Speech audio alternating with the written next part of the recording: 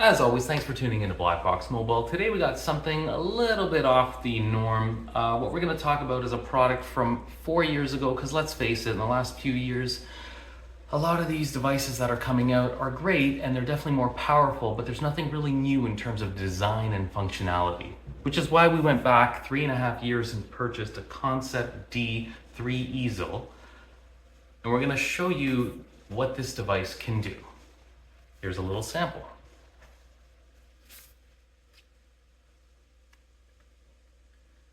Let's get into the ConceptD and show you what it has to offer.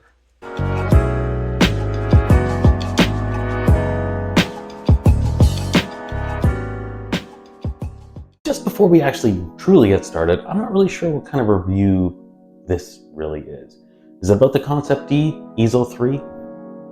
Or is it more about just technology that was made in 2019 to 2020? I mean, if you really think about it, I think the coolest stuff from 2019 to 2020 is just far more breathtaking and a little bit more risky than something that came out after that. I mean, check something like this out. So this is the ConceptD 3. You open it up, like, where do you find this stuff? It's pretty insane, right? This stuff just doesn't exist anymore. Not only that, and here's what I mean by, not only did they take risks in this time, things that were actually relatively reliable. Like, I can take a pen out of here and start drawing. And this thing is it's not really going anywhere. You gotta put excessive force to really move it. I find today's stuff is great. It's just more powerful, and to be honest with you, I don't even find it any more reliable in any case. So we actually had to think about if it was really worth it going back 4 years to pick something up. It was 3.5 roughly when we purchased this device. So we actually bought this, and it wasn't even cheap. It's not cheap because it's not really out there on the market. You gotta kind of go searching for these things. So we picked this up, but before we got this, we got a Gigabyte Aero 16 from 2022, and that thing ran incredible. Here's the issue with stuff that was built, I don't know, during the pandemic. Build quality issues. It would work, it was powerful, but it was really loud. It got extremely hot. Oh, and the keyboard just stopped working. So we sent it back, and rather than getting something newer, we just started thinking, how bad is it if you go back in time and pick something up that was a little bit more fun to play with? And still relatively powerful, and still reliable.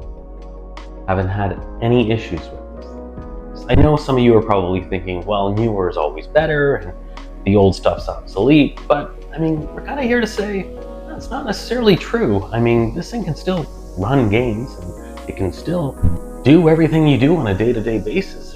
There's nothing wrong with it. Yeah, it's dated as in maybe the graphics card, if you want to play really AAA, more modern games, it's gonna struggle. But I mean, the keyboard works. But okay, let's just get into the product, because this is kind of exciting to look at. And we're not gonna get too in depth. I mean, we're not gonna do a full crazy review. We're not gonna do a review on something that's 4 years old. I mean, I think whoever was into this already got their knowledge from some other video, but definitely we can still go over some of the basic specs.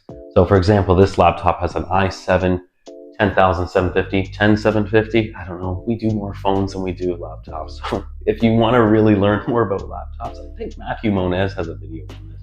And Ben Kaiser, he did quite a few reviews on the ConceptD 3 Ezel, so you can go check those out. But yeah, 16 gigs of RAM, non-removable. This thing comes with Windows 10. You can upgrade to Windows 11. We don't recommend upgrading to Windows 11. 512 gigs of storage, which is removable, so you can upgrade that. I believe it's up to 2 terabytes or 4, or 16, or 20, million. Doesn't matter, right? You can make it higher.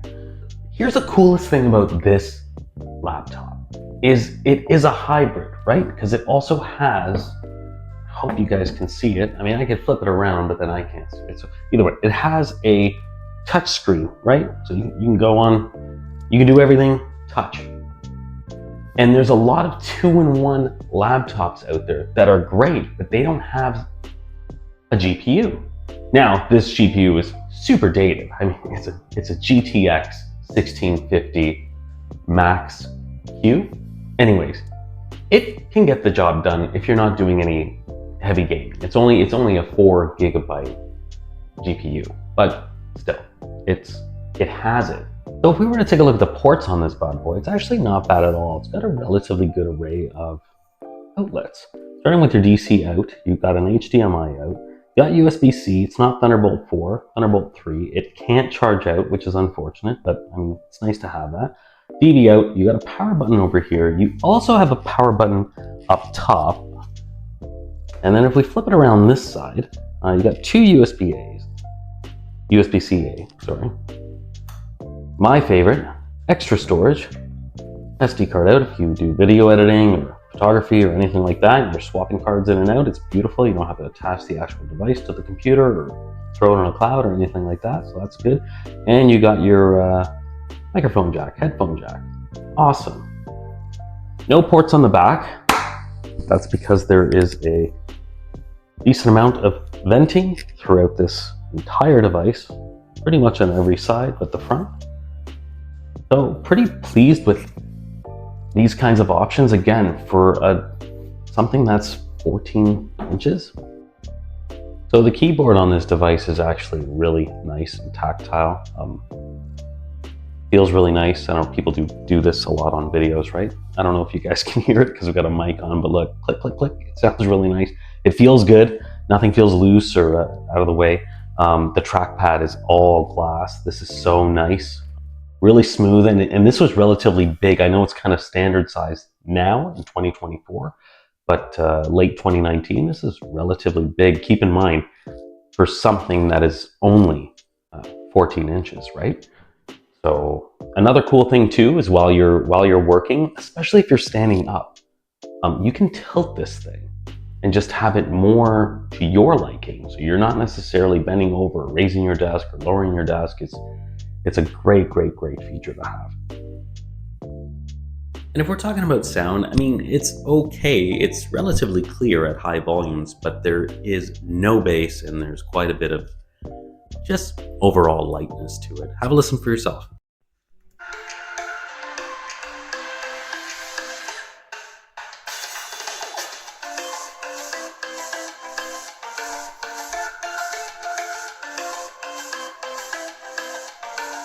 Back to the keyboard just for a sec here. Another interesting design choice that they made here is that instead of the home, page up, page down, and end button being the forefront of the buttons, you actually have more of a media control where it's a play, pause button, stop, back track, forward track.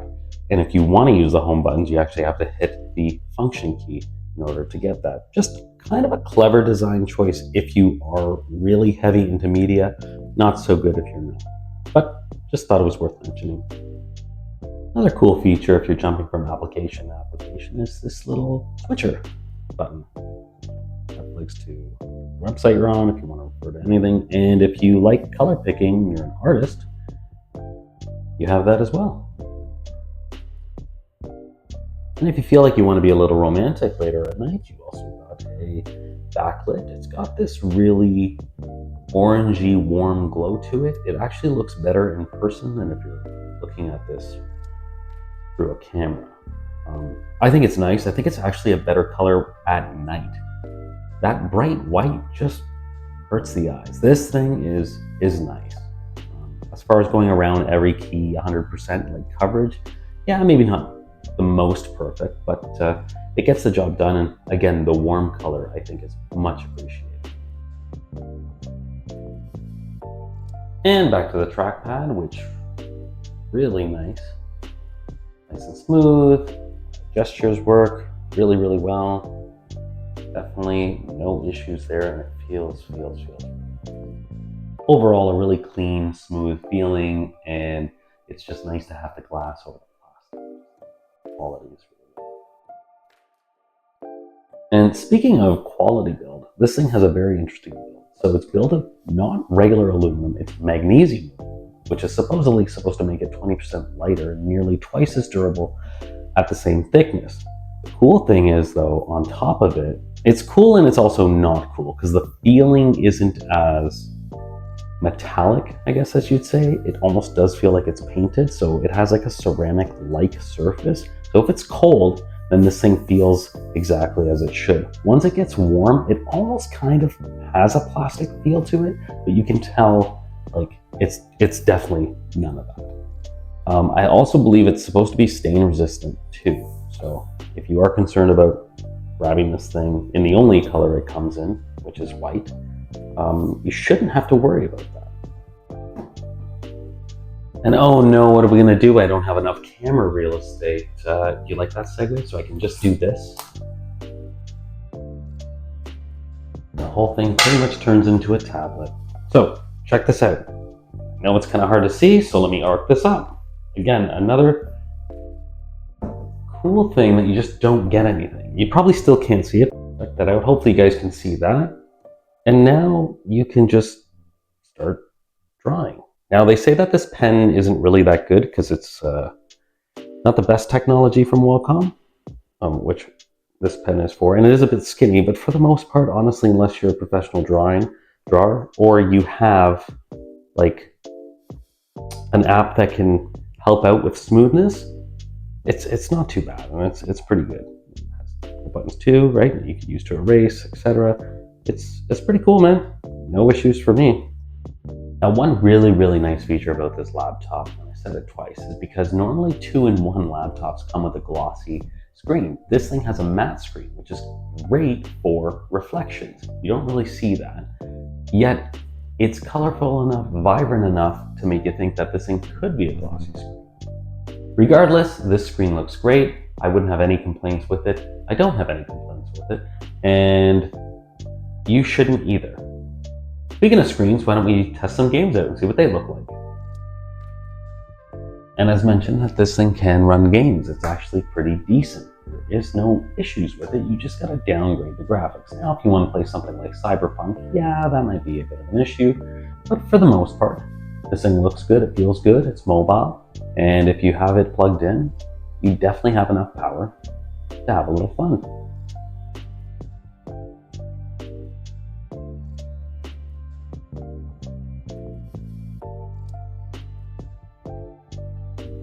As far as fan noise goes too, while you are playing the game, this thing actually remains pretty quiet and cool. It does have a vortex cooling system where it does pull air in from the middle of the laptop, from what we've read, and also can feel when you are touching the bottom of it. It actually feels relatively cool. You can hear the fan, but it's definitely not as loud as most gaming laptops. Now, it's probably because the power and wattage is relatively low compared to those. But keep in mind, if you do want to do some casual gaming and even some light hardcore gaming, this thing can handle it. Anyways, guys, long story short, what we wanted to just do was just kind of come out with a video that just says you don't always have to have the latest and greatest. Sometimes if you go back in time, you actually might end up with a product that you might like better, and to be honest with you, could even hold up better. Especially when you're buying something that's well built. Funny enough, this battery has been sitting in this laptop unused for about 3.5 years till we purchased it brand new, and we haven't had any issues or any noticeable degradation to it as well. Guys, you don't have to go out and spend a fortune. You can have a lot of fun and still be productive at a relatively low cost, and most importantly, enjoy what you purchased. Anyways, we hope you like this video. We hope you like and subscribe, and we will definitely catch you on the next one. Cheers.